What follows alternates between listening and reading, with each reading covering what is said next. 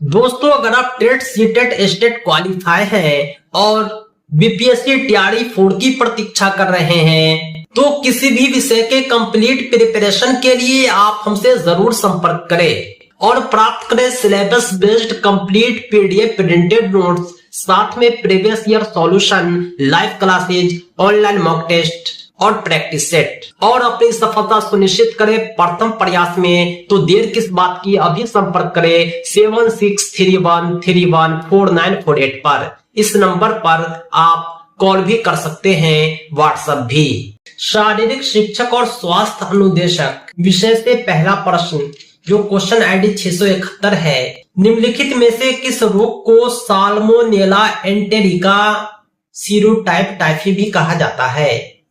इस रोग का नाम टाइफाइड है, जिसका पूरा नाम साल्मोनेला एंटेरिका सीरोटाइप टाइफी भी होता है। अगला क्वेश्चन है, संदूषण के बारे में निम्नलिखित में कौन सा कथन सत्य है? संदूषण का मतलब होता है संपर्क विकार, यानी पीने का पानी हो, चाहे कोई खाने की चीज हो, वस्तु हो, खाद्य पदार्थ हो, उसमें अगर कोई कीटाणु प्रवेश करता है तो उसे कॉन्टामिनेशन, संदूषण कहते हैं। अगला क्वेश्चन है, विश्व स्वास्थ्य दिवस कब मनाया जाता है? अंतर्राष्ट्रीय स्वास्थ्य दिवस, वर्ल्ड हेल्थ डे 7 अप्रैल को मनाया जाता है। अगला क्वेश्चन है, सार्वजनिक स्वास्थ्य का प्राथमिक लक्ष्य क्या है? सार्वजनिक यानी पब्लिक, जो सबके उपयोग का होता है। इसका जो प्राथमिक लक्ष्य होता है वो सामुदायिक भलाई होता है। समुदाय से बना है सामुदायिक, यानी अगर आप समाज को स्वस्थ रखना चाहते हैं तो ऐसा उपाय ढूंढेंगे जिसमें सबकी भलाई होगी, यानी सामुदायिक भलाई होगी। नेक्स्ट क्वेश्चन है, निम्नलिखित में से कौन सा वेक्टर जनित रोग है?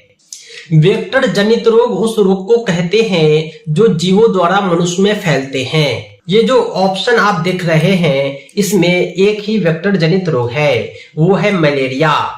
मलेरिया किस जीव से फैलता है? तो मच्छर से फैलता है। वो मच्छर कौन सा है? तो मादा एनोफिलीज मच्छर है। आसान भाषा में आप ये समझे कि ऐसा रोग जो मच्छर, मक्खी या किसी भी जीव से फैलता है मनुष्य में, वो वेक्टर जनित रोग है। अगला क्वेश्चन है, गर्भाशयी कैंसर को रोकने के लिए निम्नलिखित में कौन सा टीकाकरण महत्वपूर्ण है? गर्भाशयी कैंसर यानी सर्विकल कैंसर होता है। इससे बचने के लिए जो टीका दिया जाता है उसे HPV ह्यूमन पेपिलोमा वायरस कहते हैं, यानी यह टीका गर्भाशयी कैंसर से बचाता है। अगला क्वेश्चन है, मातृ स्वास्थ्य को बढ़ावा देने में ICDS पर्यवेक्षक की क्या भूमिका है? ICDS पर्यवेक्षक जो होता है वो मातृ स्वास्थ्य को बढ़ावा देता है, यानी महिला जो बच्चे को जन्म देती है उस महिला के स्वास्थ्य का यह खास ख्याल रखता है। इसके लिए यह प्रसव पूर्व देखभाल और पोषण प्रदान करता है, यानी बच्चे के जन्म से पहले माँ की उचित देखभाल करता है और उसे खाने पीने के लिए पौष्टिक आहार देता है। आम भाषा में कहूँ तो ICDS इसका पूरा रूप होता है इंटीग्रेटेड चाइल्ड डेवलपमेंट सर्विस। यह एक सामाजिक कल्याण योजना है जो भारत सरकार द्वारा शुरू की गई है। इसका जो लक्ष्य है केवल और केवल एक ही है कि ऐसी महिला जो बच्चे को जन्म देने वाली है उसका उचित देखभाल हो। ये बच्चे को भी पोषण प्रदान करती है और बच्चे के माँ को भी। इसका एक ही लक्ष्य है, मातृ स्वास्थ्य को बढ़ावा देना। अगर माँ स्वस्थ रहेगी तभी बच्चे स्वस्थ होंगे। आपने गौर किया होगा, माँ बीमार पड़ती है, दूध के असर से बच्चे भी बीमार पड़ जाते हैं, खासतौर से सर्दी तो होता ही है। अब देखते हैं नेक्स्ट क्वेश्चन। एक अभिकथन है, उच्च जानवरों में पोषण का तरीका विषमपोषी है। कारण, विषमपोषी पोषण के लिए जानवर विभिन्न प्रकार के ट्रॉफिक स्तरों का उपयोग करते हैं। यहाँ पर कथन और कारण दोनों सत्य है, लेकिन कारण जो है कथन की सही व्याख्या नहीं कर रहा है, क्योंकि अगर आप कथन और कारण दोनों को देखेंगे, यहाँ पर पोषण की बात हो रही है, यहाँ पर जानवर के ट्रैफिक स्तर की बात हो रही है। दोनों अपनी जगह सही है, लेकिन ये जो कारण है अभिकथन का व्याख्या नहीं कर रहा है। अगला क्वेश्चन है, निम्नलिखित में से किस चक्र का उल्लेख सिद्ध सिद्धांत पद्धति में किया जाता है? यहाँ पर 4 चक्र दिए हुए हैं, सूर्य चक्र, तालु चक्र, आकाश चक्र, सहस्रार चक्र। तालु चक्र और आकाश चक्र का उल्लेख सिद्ध सिद्धांत पद्धति में होता है। सिद्ध सिद्धांत पद्धति उस पद्धति को कहते हैं जो पूरी तरह सिद्ध होता है, जिसमें कोई संशय या त्रुटि नहीं होता, जिन पर सबका विश्वास होता है। ये एक लंबे समय तक प्रयोग के बाद प्रमाणित किया जाता है। सूरज पूरब में उगता है, इसमें किसी को संशय नहीं है। कभी कोई बोल नहीं सकता है कि हमने सूरज को पश्चिम से उगते हुए देखा है। सूरज का पूरब में उगना एक सिद्ध सिद्धांत पद्धति है जो आकाश चक्र से संबंधित है। अगला क्वेश्चन है, निम्नलिखित में से कौन सी तकनीक पानी में कुल घुलित ठोस को कम करने के लिए उपयोग की जाती है? कुल घुलित ठोस, टोटल डिसॉल्वेबल सॉलिड, जिसे TDS शॉर्ट फॉर्म में लिखा गया है। इसके लिए हम आयन एक्सचेंज और आसवन दोनों विधि का उपयोग कर सकते हैं। इससे हमें पता चलेगा कि पानी में जो चीनी घुला हुआ है कितना घुला हुआ है, उसका रेशियो क्या है। अगला क्वेश्चन है, निम्नलिखित में से कौन सा लवण पानी की अस्थायी कठोरता का मुख्य कारण है? पानी की अस्थायी कठोरता के लिए मैग्नीशियम सल्फेट जिम्मेदार होता है। अगला क्वेश्चन है, निम्नलिखित में से कौन सी तकनीक दिए गए पानी के नमूने में गंध यौगिकों की सांद्रता निर्धारित करने के लिए उपयोग की जाती है? गंध यौगिक यानी पानी में कोई ऐसा लिक्विड आपने घोल रखा हो जिससे पानी की खुशबू बदल गई हो। उसमें कितना परफ्यूम आपने घोल रखा है, कितना सेंट घोल रखा है, इसकी मात्रा निर्धारित करने के लिए जिस विधि का उपयोग किया जाता है उसे स्ट्रिपिंग कहते हैं। अगला क्वेश्चन है, मृदु जल में कैल्शियम कार्बोनेट की संरचना के बारे में निम्नलिखित में कौन सा कथन सत्य है? कैल्शियम कार्बोनेट, जिसे CaCO3 कहते हैं। हम बात करते हैं मृदु जल की, तो मृदु जल सॉफ्ट वाटर के 30 से 60 मिलीग्राम CaCO3 प्रति लीटर होता है, यानी 1 लीटर पानी में 30 से 60 ग्राम कैल्शियम कार्बोनेट होता है मृदु जल में। अगला क्वेश्चन है, निम्नलिखित में से कौन सा खाद्य पदार्थ पादप प्रोटीन का सबसे अच्छा स्रोत है? जितने भी खाद्य पदार्थ होते हैं उनमें कुछ ना कुछ पाया जाता है, किसी में प्रोटीन, किसी में विटामिन, किसी में कैल्शियम। तो जितने भी फलियां होते हैं, लिगम्स होते हैं, उसमें प्रोटीन काफी मात्रा में पाया जाता है। दलहन सभी प्रोटीन के अच्छे स्रोत होते हैं। अगला क्वेश्चन है, पोषण का वह तरीका जिसमें एक जीव दूसरे जीव से पोषण प्राप्त करते हैं उसे क्या कहते हैं? आपने कौवे को भैंस के पास, बोगले को भैंस के पास देखा होगा। यहाँ एक जीव दूसरे जीव से पोषण प्राप्त करते हैं, उसे सेप्रोफाइटिक पोषण कहते हैं। अगला क्वेश्चन है, सबसे पहले दर्ज की गई महामारी ब्लैक डेथ के बारे में अनुमान लगाया गया था कि वह डैश थी। आज से काफी साल पहले एक महामारी आया था जिसने पूरे देश भर में कोहराम मचा दिया था, उसे ब्लैक डेथ का नाम दिया गया। वह महामारी था प्लेग। हालांकि इस बीमारी का अभी वर्तमान में बहुत ही अच्छा इलाज है, कोई भी पेशेंट डरते और घबराते नहीं हैं, लेकिन जिस समय इसकी शुरुआत हुई थी ये ब्लैक डेथ के नाम से जाना जाता था। मरे हुए चूहे दिखते थे और चूहे से बीमारी फैलती थी, वो बीमारी प्लेग थी। अगला क्वेश्चन है, क्रेयूट्ज़फेल्ड जैकब रोग केवल तभी हो सकता है जब पागल गाय रोग से संक्रमित मवेशियों के तंत्रिका उत्तक का सेवन करता है। ये पशु स्वास्थ्य से संबंधित क्वेश्चन है, इसे भी आप स्पेशल अटेंशन दें। अगला क्वेश्चन है, यदि कोई बीमारी किसी गैर मानव जानवर से मनुष्य में फैलती है तो उसे क्या कहा जाता है? यानी कोई बीमारी किसी मवेशी से, जंतु से मनुष्य में फैलता है तो उसे जूनोटिक रोग कहते हैं। यानी वो बीमारी कुत्ते को था, बिल्ली को था, मनुष्य को होने लगा है तो वो जूनोटिक रोग कहलाएगा। अगला क्वेश्चन है, सर्दी और इन्फ्लुएंजा जैसी संक्रामक बीमारियां सबसे अधिक कैसे फैलती है? सर्दी, इन्फ्लुएंजा जैसी जो संक्रामक बीमारी होती है हाथ से चेहरा मिलाने के कारण होती है। हम जब छींकते हैं तो वायरस हमारे हाथ में आता है, हम किसी और से हैंडशेक करते हैं या कहीं टच करते हैं तो वायरस वहां चला जाता है। कोई थर्ड पर्सन जो है फिर उसे टच करता है और अपने हाथ को अपने मुंह के पास ले जाता है, तो इससे सर्दी, इन्फ्लुएंजा जैसी संक्रामक बीमारी होती है। आपने देखा होगा घर के एक फैमिली मेंबर को सर्दी है, सबको धीरे धीरे होने लगता है क्योंकि ये संक्रामक है। अगला क्वेश्चन है, नींद की स्वच्छता का तात्पर्य नियमित नींद को बढ़ावा देना है।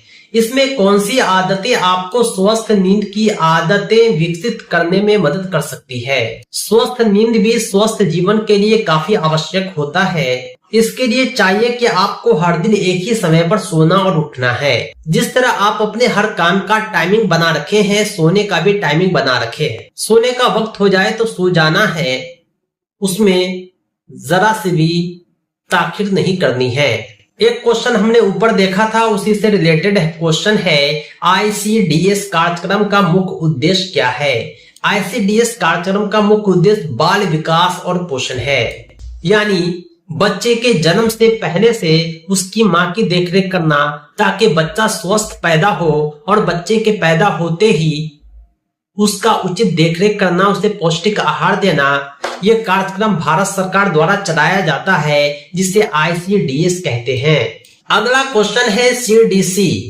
ये जो है अमेरिका की एक प्रमुख सार्वजनिक स्वास्थ्य संस्थान है जिसका फुल फॉर्म होता है centre of disease control and prevention. इसका कहना है कि शिशुओं को अगर आप गंभीर बीमारी से बचाना चाहते हैं तो आपको टीके की शुरुआत कर देनी चाहिए। कब से? तो जन्म से। आज आप देखते होंगे कि बच्चे को जन्म से टीके लगाए जाते हैं। शुरुआत BCG के टीके से होती है और आगे में टीके लगते रहते हैं। अगला क्वेश्चन है, यह तथ्य कि जब आप पहली बार किसी कमरे में प्रवेश करते हैं तो आपको एक घृणित गंध महसूस होती है, लेकिन यदि आप कुछ समय के लिए कमरे में रहते हैं तो आप इसे महसूस करना बंद कर देते हैं। इसे कहते हैं सेंसरी एडेप्शन, संवेदी अनुकूलन। कुछ टाइम एक जगह आप रहते हैं तो वहां के हिसाब से एडजस्ट कर जाते हैं। अगला क्वेश्चन है, ओलंपिक आदर्श वाक्य का अर्थ क्या है? ओलंपिक का जो आदर्श वाक्य है, तेज, उच्चतर, मजबूत। अगला क्वेश्चन है, निम्नलिखित में से कौन सा विकल्प घटनाओं के क्रम को सही ढंग से दर्शाता है जब हमारी आंखों पर एक चमकदार रोशनी केंद्रित होती है? आप अंधेरे रूम में हैं, अचानक धूप में चले जाएं, आपके आंखों पर चमकदार रोशनी पड़ेगी तो तेज रोशनी से आंखों में जो रिसेप्टर्स हैं, संवेदी न्यूरोनस, स्पाइनल कार्ड, मोटर न्यूरॉन्स की मदद से पलक को बंद कर देते हैं। यही कारण है कि हम जब अंधेरे से धूप में जाते हैं तो हमारी आंखें छोटी हो जाती है, कुछ देर के लिए तो हमें अंधेरा ही दिखने लगता है। अगला क्वेश्चन है, एक महिला अनियमित मासिक धर्म चक्र से पीड़ित है, डॉक्टर ने उसे कुछ हार्मोनल गोलियां दी, कौन सा विकल्प दर्शाता है उसके शरीर में जिस हार्मोन की कमी है वह अंतःस्रावी ग्रंथि से है? ये जो मासिक धर्म होता है लिंग हार्मोन के कारण होता है और महिला में जो लिंग हार्मोन होता है उसे एस्ट्रोजन कहते हैं। अगला क्वेश्चन है, न्यूरॉन के भीतर सूचना कैसे यात्रा करेगी? न्यूरॉन के भीतर जो सूचना यात्रा करती है वो डेंड्राइट से सेल बॉडी में, उसके बाद अक्षय तंतु एक्सोन में जाती है, अंत में ये तंत्रिका अंत में एंड होती है। अगला क्वेश्चन है, मस्तिष्क के कौन से हिस्से रक्तचाप को नियंत्रित करते हैं? मस्तिष्क का जो हिस्सा रक्तचाप को नियंत्रित करता है वो है pons medulla cerebellum. Pons medulla और सेरेबेलम रक्तचाप को नियंत्रित करता है। अगला क्वेश्चन है, जीव मस्तिष्क से शरीर के बाकी हिस्सों तक संकेतों के संचरण के लिए हार्मोन के साथ साथ विद्युत आवेशों पर भी निर्भर करते हैं। विद्युत आवेगों की तुलना में हार्मोन का संभावित लाभ क्या हो सकता है? हार्मोन का जो संभावित लाभ होता है यह शरीर में मौजूद सभी प्रकार की कोशिकाओं द्वारा स्रावित होता है। अगला क्वेश्चन है, सिग्नल डिटेक्शन विश्लेषण हमारी निम्नलिखित क्षमताओं की जांच करते हैं।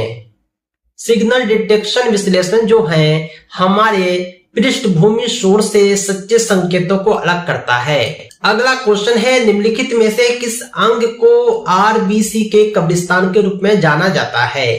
पलिहा जो होता है आरबीसी का कब्रिस्तान कहलाता है।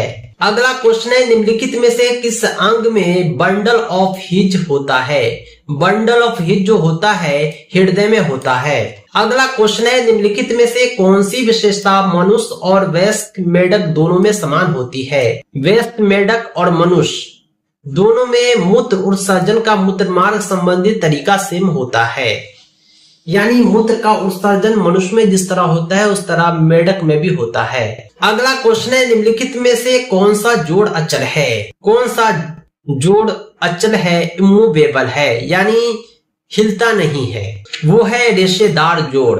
रेशेदार जोड़ जो होता है वो इस तरह से होता है कि ये कभी हिलता नहीं है, इमूवेबल होता है, अचल होता है, चलता नहीं है।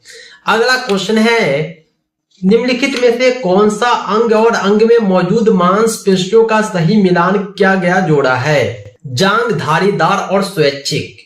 ये जोड़ा बिल्कुल सही है, ऑप्शन 4 करेक्ट आंसर। अगला क्वेश्चन है, कान का संतुलन अंग है। हमारे जो कान है उसका संतुलन अंग वेस्टिबुलर उपकरण है। वेस्टिबुलर उपकरण के कारण ही हमारे कान संतुलित होते हैं। अगला क्वेश्चन है, मस्तिष्क का निम्नलिखित में कौन सा भाग शरीर के तापमान और भूख को नियंत्रित करता है? मस्तिष्क का जो हाइपोथैलेमस भाग होता है वो शरीर के तापमान और भूख को नियंत्रित करता है। अगला क्वेश्चन कथन आधारित है, इस कथन को पढ़ के हम क्वेश्चन को सॉल्व करते हैं। अभिकथन है, परस्थान यात्री मोक्ष प्राप्ति का मार्ग दिखाती है, जिसका कारण है उपनिषद, ब्रह्मसूत्र और भगवद गीता वेदांत दर्शन के ज्ञान के 3 आधिकारिक प्राथमिक स्रोत हैं। उपरोक्त 2 कथनों के संदर्भ में कौन सा कथन सही है? 4 ऑप्शन को हम देखते हैं कि कौन सही है।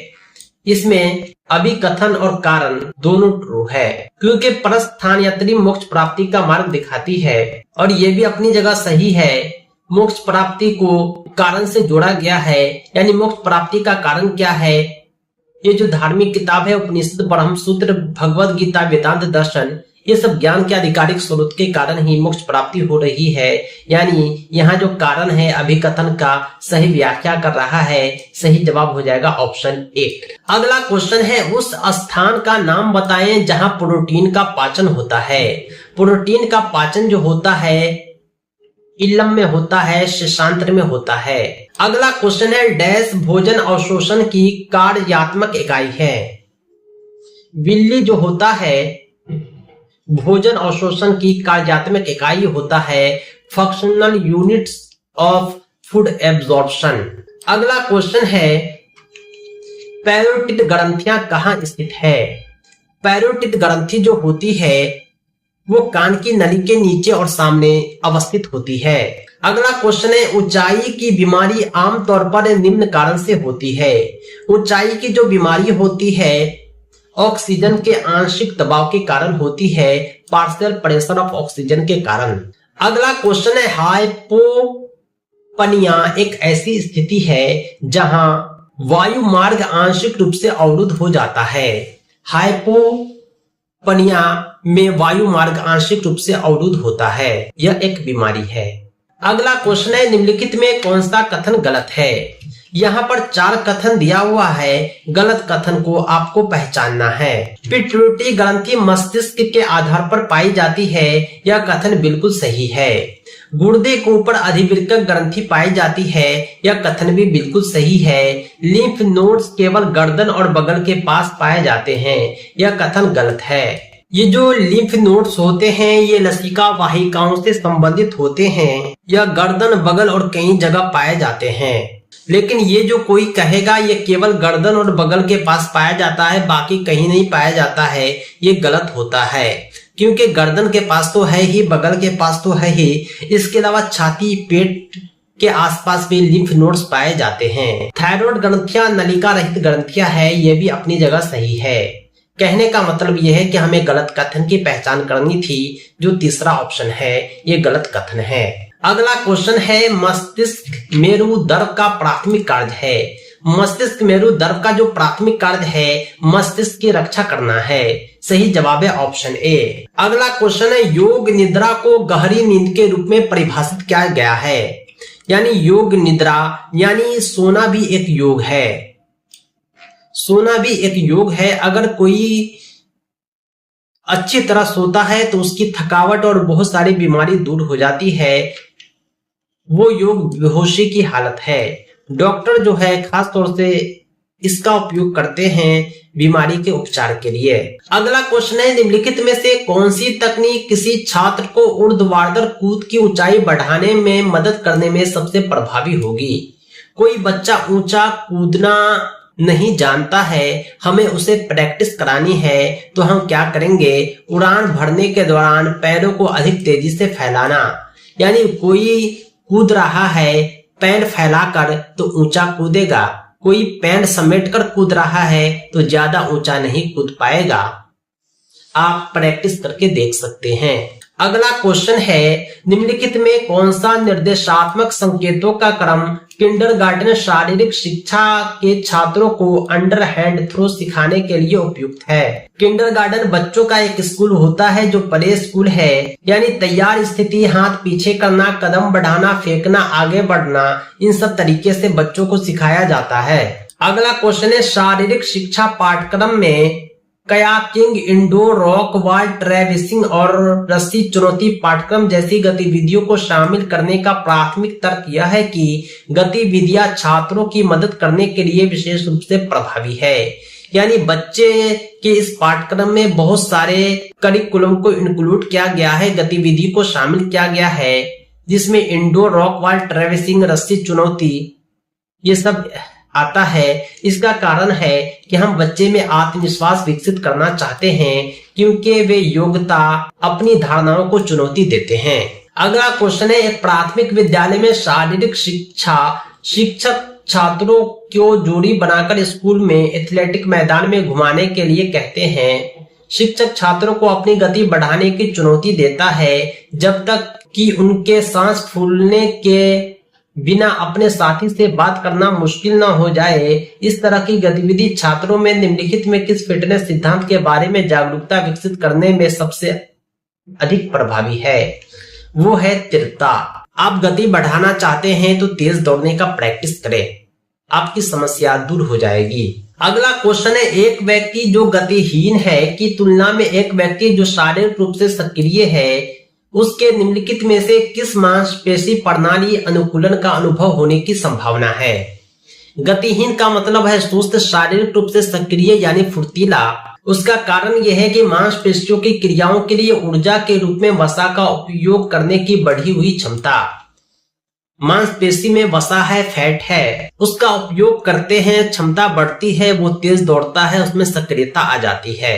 अगला क्वेश्चन है, निम्नलिखित में कौन सा कथन सटीक रूप से बताता है कि नियमित एरोबिक गतिविधि के कार्यक्रम की प्रक्रिया में किसी व्यक्ति की आराम करने की हृदय गति कम क्यों हो जाती है? स्ट्रोक वॉल्यूम बढ़ जाता है क्योंकि हृदय अधिक मजबूती से सिकुड़ता है, इसके कारण गति कम हो जाती है। अगला क्वेश्चन है, निम्नलिखित में से कौन सा कथन सटीक रूप से वर्णन करता है कि मोटर कौशल विकास में बच्चों की प्रगति विकास और विकासात्मक कारकों से कैसे प्रभावित होती है? मोटर कौशल विकास पूर्वानुमति पैटर्न का पालन करता है, लेकिन मोटर कौशल में व्यक्तिगत विभिन्नताएं होती है और आनुवंशिक रहने के वातावरण शारीरिक गतिविधि अवसरों को प्रभावित करता है।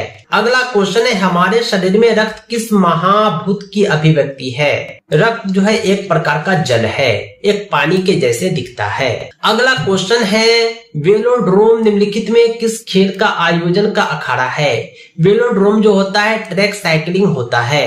अगला क्वेश्चन है, निम्नलिखित में किस खेल में हस्तक्षेप शब्द का प्रयोग किया जाता है? शतरंज खेल में हस्तक्षेप शब्द का प्रयोग किया जाता है। अगला क्वेश्चन है, महिला एक दिवसीय अंतरराष्ट्रीय में 7000 रन का आंकड़ा पार करने वाली एकमात्र खिलाड़ी कौन है? वनडे मैच होता है महिला का, जो अंतरराष्ट्रीय स्तर पर किसी महिला ने 7000 रन बनाया है, वो है मिताली राज। अगला क्वेश्चन है, भारत में सबसे लोकप्रिय टैग गेम का नाम बताएं। भारत का जो सबसे लोकप्रिय टैग गेम है वो है खो खो। अगला क्वेश्चन है, पेरिस ओलंपिक 2024 में भारत ने कितने पदक जीते? पेरिस ओलंपिक 2024 में भारत ने कुल 6 पदक जीते। अगला क्वेश्चन है 2024 पेरिस ओलंपिक में पुरुष एकल टेनिस खिताब में स्वर्ण पदक किसने जीता? 2024 के पेरिस ओलंपिक में पुरुष एकल टेनिस खिताब का स्वर्ण पदक नोवाक जोकोविक ने जीता। अगला क्वेश्चन है नाव दौड़ के दौरान नाविकों द्वारा गाया जाने वाला गीत कौन है? बहुत सारी जगह नाव दौड़ होता है, वहां पर नाविकों द्वारा जो गीत गाया जाता है वो है वांची पट्टू। अगला क्वेश्चन है प्राणायाम यौगिक अभ्यास में से एक है जिसका उपयोग किया जाता है प्राणमय कोश द्वारा। अगला क्वेश्चन है track and field relay race में रिले टीम में कितने सदस्य होते हैं? Track and field relay race जो होता है उसमें 4 सदस्य होते हैं, 4 खिलाड़ी होते हैं। अगला क्वेश्चन है बॉब बीमन का लंबी कूद का रिकॉर्ड किसने तोड़ा? बॉब बीमन का जो लंबी कूद का रिकॉर्ड था वो माइक पॉवेल ने तोड़ दिया। अगला क्वेश्चन है इनमें से कौन सी स्पर्धा पारंपरिक ट्रैक एंड फील्ड डेकाथलॉन की स्पर्धा है? वो है 400 मीटर रन। अगला क्वेश्चन है हाई जंप स्पर्धा यानी ऊंची कूद स्पर्धा में बार की ऊंचाई को मापने वाले पोल को क्या कहते हैं? वो मानक है, यानी मानक द्वारा पोल की ऊंचाई मापी जाती है। अगला क्वेश्चन है पुरुषों के लिए सबसे छोटी ओलंपिक बाधा दौड़ की लंबाई कितनी है? पुरुष के लिए ओलंपिक में जो सबसे छोटी दौड़ है वो 110 मीटर की है। अगला क्वेश्चन है बैटन का आदान प्रदान किया जाता है? बैटन का आदान प्रदान चेंज ओवर जोन में किया जाता है। अगला क्वेश्चन है जंपिंग हर्डल्स क्या है? जंपिंग हर्डल जो होता है किसी बाधा को तेज गति से या तेजी से पार करने की क्रिया। कोई बाधा है उसको तेज गति से या तेजी से आप पार करना चाहते हैं तो जंपिंग हर्डल की सहायता लेंगे, दौड़कर आकर तेजी से उसे कूद जाएंगे। बहुत सारे खेल में इस विधि का उपयोग होता है। अगला क्वेश्चन है निम्नलिखित में कौन सा बहिरंग योग अभ्यास है? ध्यान एक बहिरंग योग अभ्यास है। अगला क्वेश्चन है योग के 5 नियम कौन कौन हैं? योग के जो 5 नियम हैं वे शौच, संतोष, तपस, स्वाध्याय, ईश्वर प्राणिधान, ये योग के 5 नियम हैं। अगला क्वेश्चन है मन को नियंत्रित करने का क्या प्रभाव होता है? मन को आप नियंत्रित करना चाहते हैं तो भौतिक अस्तित्व के द्वंद्वों से व्यक्ति अप्रभावित रहता है, इसका प्रयोग करें। अगला क्वेश्चन है भगवद गीता के अनुसार योग का अभ्यास करने का अंतिम लक्ष्य क्या है? भगवद गीता के अनुसार अगर आप योग का अभ्यास करना चाहते हैं तो ईश्वर के राज को प्राप्त करें। अगला क्वेश्चन है योग में कौन सा सिद्धांत नहीं सिखाया जाता है? योग में आराम का सिद्धांत नहीं सिखाया जाता है, बाकी उचित व्यायाम, शक्ति, लचीलापन सब कुछ सिखाया जाता है। अगला क्वेश्चन है ऋषि पतंजलि के अनुसार इनमें से कौन सा सिद्धांत योग के मार्ग में आने वाली बाधाओं को दूर करने में सक्षम बनाता है? ऋषि पतंजलि के अनुसार योग में जो बाधाएं आती है आनंद के प्रति मित्रता के कारण दूर होता है। अगला क्वेश्चन है पूर्वजों द्वारा सिखाए गए योग का उद्देश्य क्या है? ज्ञान या आत्म साक्षात्कार पूर्वजों द्वारा सिखाए गए योग का उद्देश्य है। अगला क्वेश्चन है 2024 के समापन समारोह में भारतीय ध्वजवाहक कौन थे? 2024 का जो समापन समारोह था उसमें भारतीय ध्वजवाहक श्री जेश और मनु भास्कर थे, मनु भाकर। अगला क्वेश्चन है ईशावास्योपनिषद के अनुसार निम्नलिखित में कौन सी साधना अमरता की ओर ले जाती है? विद्या की जो साधना है अमरता की ओर ले जाती है, किसके अनुसार? ईशावास्योपनिषद के अनुसार। अगला क्वेश्चन है ये अभिकथन और कारण से संबंधित है। यहाँ अभिकथन श्वासन और ध्यान का अभ्यास व्यक्ति की याददाश्त को बेहतर बनाता है। कारण है स्मृति, सूचना के एनकोडिंग, भंडारण और पुनर्प्राप्ति की प्रक्रिया। योग के विश्राम अभ्यास स्मृति को बढ़ाने के लिए मस्तिष्क के इन कार्यों को बेहतर बनाते हैं। अगर हम अभिकथन और कारण को देखते हैं तो यहाँ अभिकथन और कारण दोनों सत्य है और कारण जो है अभिकथन की सही व्याख्या भी कर रहा है। कारण में वही बात हो रही है जो अभिकथन से संबंधित है। अगला क्वेश्चन है, पंचकोश को स्थूल से सूक्ष्म की ओर क्रमिक क्रम में व्यवस्थित करना है। अन्नमय कोश, प्राणमय कोश, मनोमय कोश, विज्ञानमय कोश, आनंदमय कोश, ये सब के सब क्रम में हैं। दोस्तों अभी हमने कुल 80 प्रश्नों को सॉल्व किया है। ये सब के सब शारीरिक शिक्षक और स्वास्थ्य अनुदेशक से संबंधित प्रश्न थे। वीडियो को लास्ट तक देखने के लिए आपका बहुत बहुत धन्यवाद। इसी तरह के दूसरे वीडियोज के लिए आप हमारे इस चैनल को सब्सक्राइब करें। साथ ही साथ पाठ्यक्रम आधारित कंप्लीट पीडीएफ प्रिंटेड नोट्स प्राप्त करने के लिए कॉल व्हाट्सएप करें 7631314948 पर। हमारे नोट्स में previous year solution, practice set और ऑनलाइन मॉक टेस्ट भी इंक्लूड है, जो आपकी सफलता के लिए पर्याप्त है।